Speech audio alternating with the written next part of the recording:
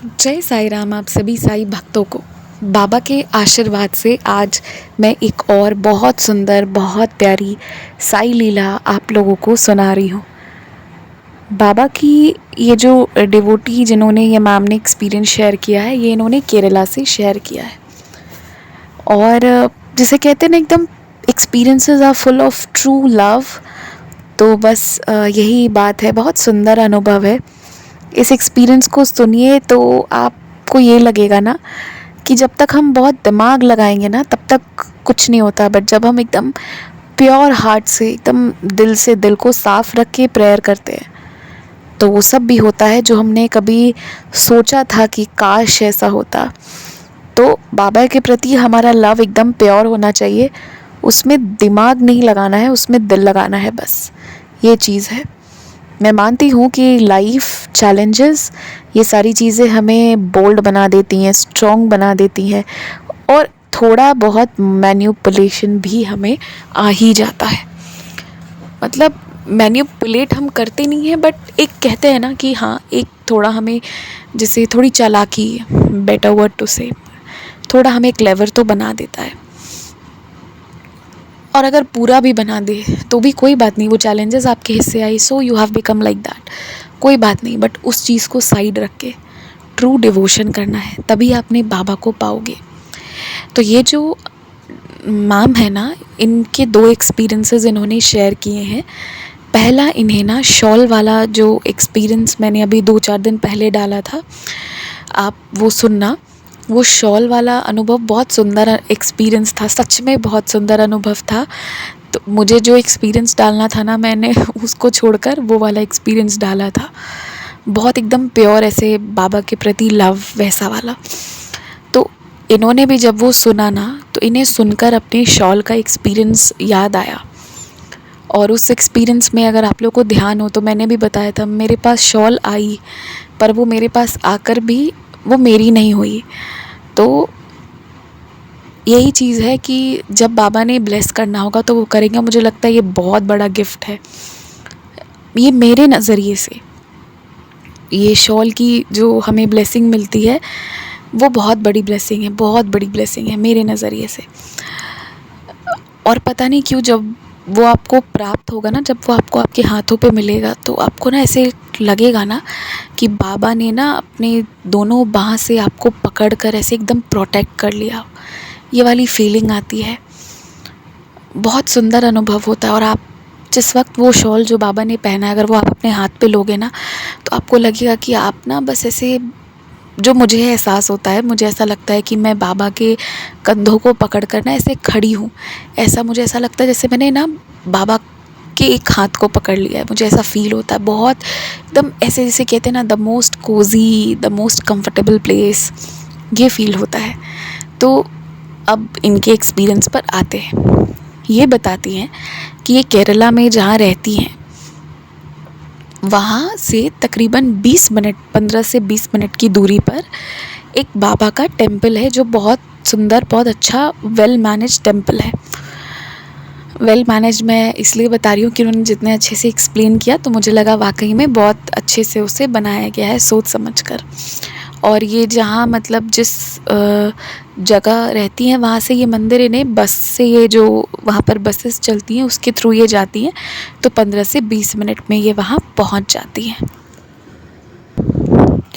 तो ये ना वहाँ हमेशा जाती हैं और उस मंदिर में जाकर ये बाबा से थैंक यू कहती हैं, क्योंकि जो इन्हें बाबा ने सिखाया है हमेशा कि कोई भी चीज़ जो तुम्हारी लाइफ में मिली हो उसके लिए ग्रैटिट्यूड करना चाहिए। और एक इनका ना रिचुअल हमेशा से रहा है, ये वहाँ जब भी जाती हैं तो जैसे ही हम बाबा को अरदास करते हैं और उनके चरणों में अपना माथा टेकने जाते हैं ना, तो जब ये वहाँ जाती हैं तो वहाँ फ्लावर्स रखे रहते हैं, तो ये कई बार उसे उठाकर अपने सर से स्पर्श कर लेती हैं, या फिर कई बार उस फ्लावर को ये अपने बैग में लेकर आ जाती हैं। अब बाबा के मंदिर, वहाँ पर ये जाती हैं और ये रिचुअल इनका हमेशा रहता है कि वहाँ से एक फूल लेकर आ जाना या अपने बैग में एक फ्लावर रखना। वो हमें ऐसे लगता है ना कि हाँ, वो बाबा के चरणों का हमें मिला है, तो वो बहुत ऐसे प्योर टाइप की चीज़ है ना। कि वो बहुत प्योर है या उसमें बाबा का ब्लेसिंग है, ये मानकर वो ले आती हैं। पर ये ना बहुत समय से ऐसा सिलसिला चला आ रहा था। एक दिन जब ये घर से निकल रही थी तो इनके मन में ना एक विचार आया। इन्होंने बाबा से बोला कि बाबा, मैं इतने टाइम से तुम्हारे मंदिर आ रही हूँ और मैं हमेशा जो है ना ये अपने आप से ही तुम्हारे मंदिर के फूल जो है तुम्हारे चरणों पे जो रहते हैं उसे मैं उठाकर खुद से ही लेकर आती हूँ, पर तुम मुझे कभी कुछ क्यों नहीं देते हो? तुम्हें भी तो कभी मतलब मैं तो खुद उठा लेती हूँ तुम्हारे मंदिर आकर, पर तुम्हें जो पसंद है तुम मुझे वो दे दो ना, जो तुम्हें लगे कि तुम्हारा सबसे फेवरेट चीज़ हो मेरे लिए, तो आज तुम मुझे खुद से दो। हमेशा मैं ही तुम्हारे मंदिर से लेकर आती हूँ, कभी तुम्हें खुद भी तो मुझे देना चाहिए।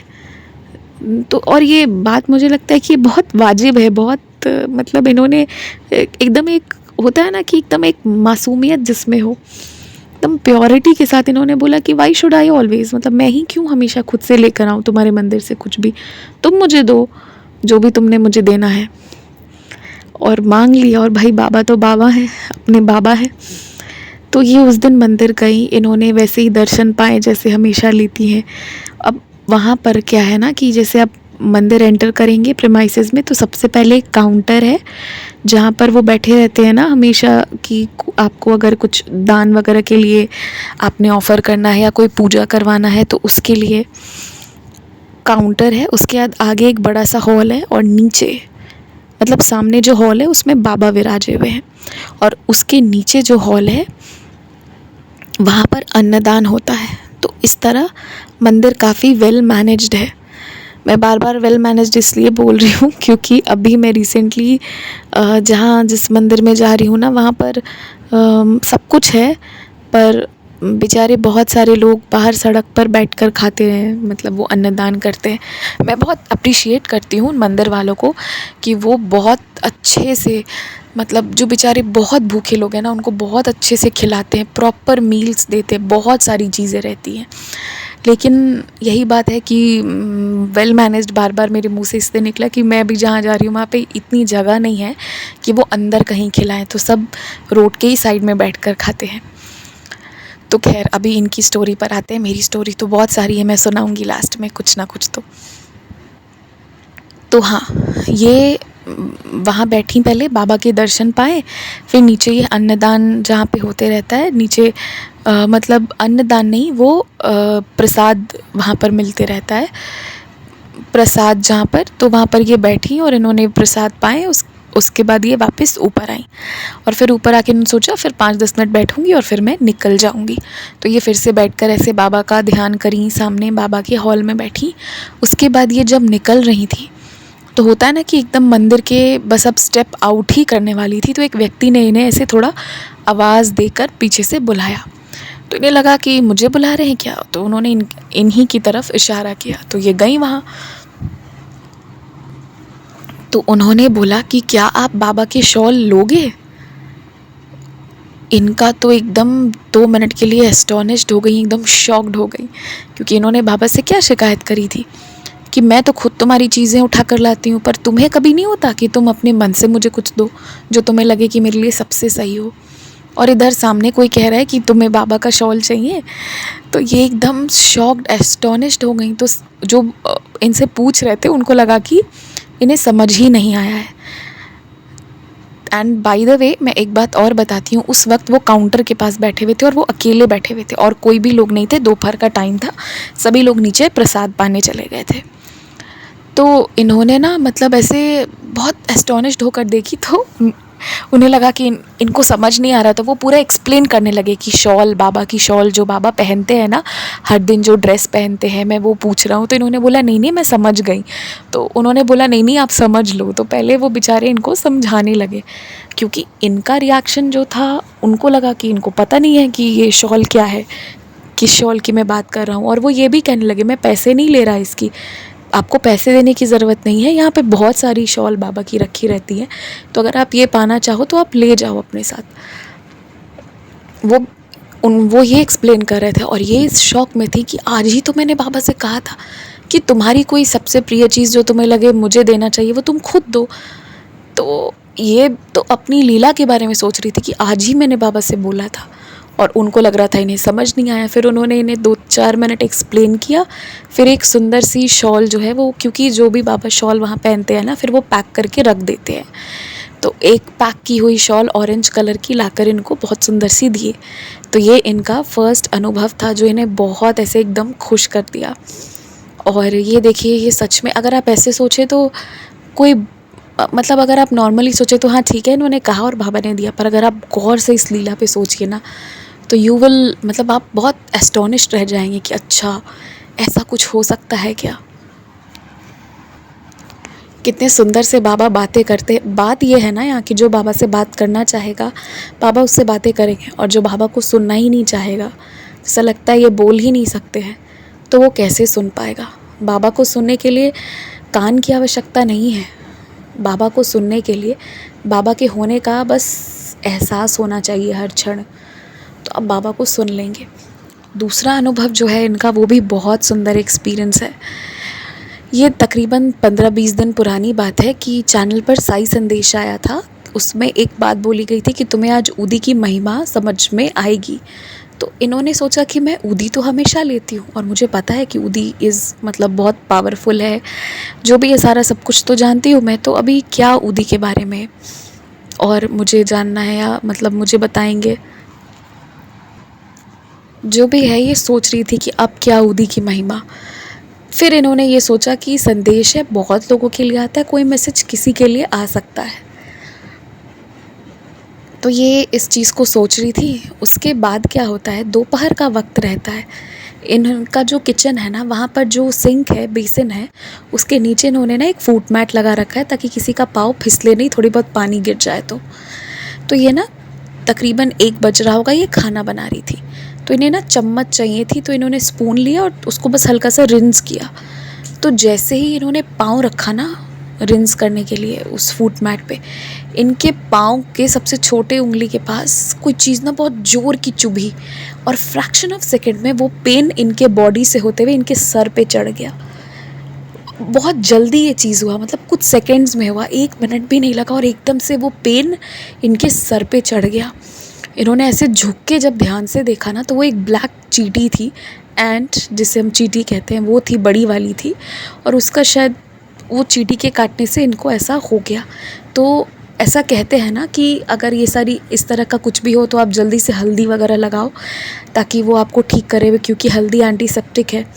तो इन्होंने वो चीज़ भी तुरंत लगाई, लेकिन इन्होंने ना अल्टीमेटली ये खाना बना रही थी, इन्हें गैस बंद करना पड़ा, सिर्फ इस रीज़न से कि इतनी तेज़ पेन और कुछ ही सेकंड में, और ये पाँव से लंगड़ा रही है, इतना दर्द, इतना भयंकर दर्द।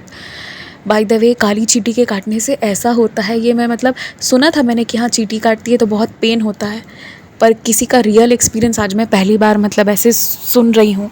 और साथ ही साथ मैं ये सोच रही हूँ कि मैं पार्क में जब भी बैठती हूँ कितनी सारी चींटियाँ होती हैं, और मैं उनके बीच बैठ जाती हूँ कई बार, और मुझे डर भी नहीं लगता है, पर मुझे डरना चाहिए थोड़ा सा। तो हाँ, तो ये इन्होंने बताया कि इतना दर्द हो गया इनके पाँव में, अब इनको लगा कि मैं मतलब चल नहीं पा रही हूँ, अब क्या। इन्होंने अपने बच्चों को भी बोला कि देखो एकदम से ऐसे हो गया, और इन्होंने गैस बंद कर दिया, ये बैठ गई। फिर कुछ सेकंड में इनको रियलाइज़ हुआ कि अब मुझे ना बाबा की ऊदी लेनी चाहिए, और इन्होंने तुरंत बाबा की ऊदी को पाया। उन्होंने ऊदी प्रसाद का सेवन किया, और जिस फ्रैक्शन ऑफ सेकेंड में इनका पेन अप हुआ था ना, उसी फ्रैक्शन ऑफ सेकेंड में वो पेन वैनिश हो गया, वो पेन गायब हो गया, वो दर्द ख़त्म हो गया तुरंत, इंस्टेंट। और जो चीज़ इनको संदेश में सुनने को मिली थी कि तुम्हें आज ऊदी की महिमा समझ में आएगी, वो चीज़ इनको आज जा समझ में, मतलब उस वक्त उस दिन समझ में आई कि वाकई में ऊदी कितनी जल्दी मेरी शरीर पर काम किया। ऊदी लगते ही मेरा दर्द ठीक हो गया।